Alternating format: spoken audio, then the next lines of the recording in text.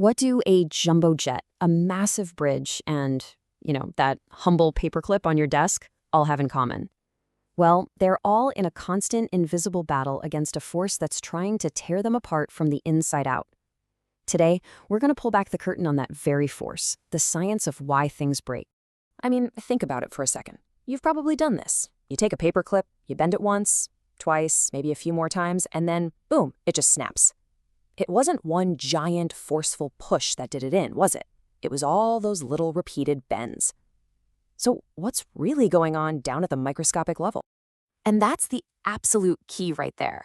We tend to think of failure as this one big, dramatic event, a sudden overload. But the reality? It's often so much quieter. A story that unfolds over thousands, sometimes millions, of tiny little pushes and pulls. And that silent killer, it has a name: material fatigue. It's the reason that even the strongest, most robust materials can eventually fail under repeated stress, often long before they'd ever break from a single, heavy hit. So let's dive into this invisible threat. All right, first up, the invisible threat. We're going to get right to the heart of what material fatigue actually is, and why understanding it is so incredibly critical for the safety of pretty much everything around us. So here's the official textbook definition. The words you really want to lock onto here are repeatedly applied loads and progressive damage. See, it's not about one big impact. It's more like a death by 1,000 cuts.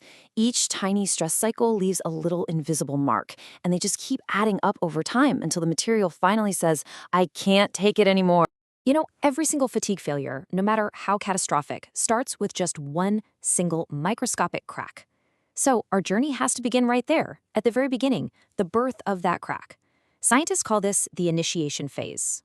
And this brings us to a really important idea called fatigue life.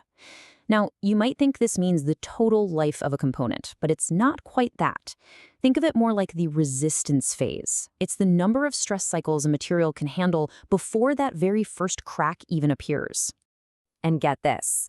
This is a staggering fact that comes from researchers like Behzad Sadeghi. Over 90% of a component's entire useful life can be spent just in this phase, just resisting the formation of that first tiny crack. Once that crack shows up, the journey to total failure can be brutally short. So how does that first crack even get started? Well, it happens in 3 stages. First, stress finds a weak spot. See, every material has these microscopic imperfections, and stress just zeroes in on them.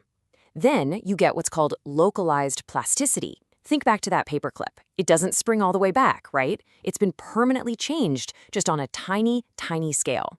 And finally, after you do that enough times, all that damage adds up, and a microcrack is born. Okay, so the crack exists, but it's still microscopic. Now its destructive journey begins, and it starts growing with every single stress cycle. This is the propagation phase, where that tiny crack starts to travel through the material. And a crack's journey is anything but random.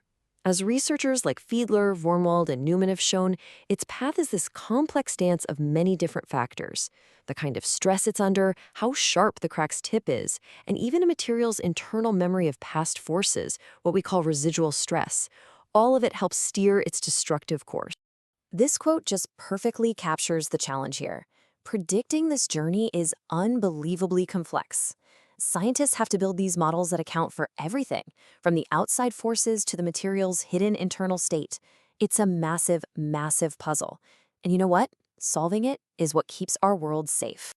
But here's the thing. Materials aren't just passive victims in this whole story. They actually fight back. They actively respond to the stress. They can get stronger or weaker, and they can even remember the forces that they've been put through. So, what's actually going on inside a material when it's being repeatedly stressed? Well, research from scientists like Zeeds, Homan Kwan, and Morita shows it tends to do one of 2 things.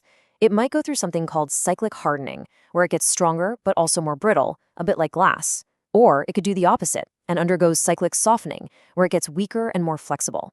It's basically just getting worn out by the constant strain. And that whole idea of a material's memory, yeah, that's a real phenomenon, and it's called residual stress. The absolute best way to picture it is to imagine stretching a rubber band and then letting it go. It returns to its shape, but there's kind of that memory of the tension left inside, right? That is locked-in stress that exists even when there's no force on it at all. And here's the really crucial part. This internal memory is not neutral. Depending on whether those locked-in stresses are trying to pull things apart or squeeze them together, they can act as a secret weapon, stopping cracks in their tracks, or they can be a hidden weakness, helping them spread even faster. So, we've gone deep into this microscopic world of cracks and stresses. Now it is time to zoom all the way back out and ask, why does any of this matter? The answer is simple. It's all about predicting the breaking point to keep us safe. And this isn't just theory. This is science that saves lives.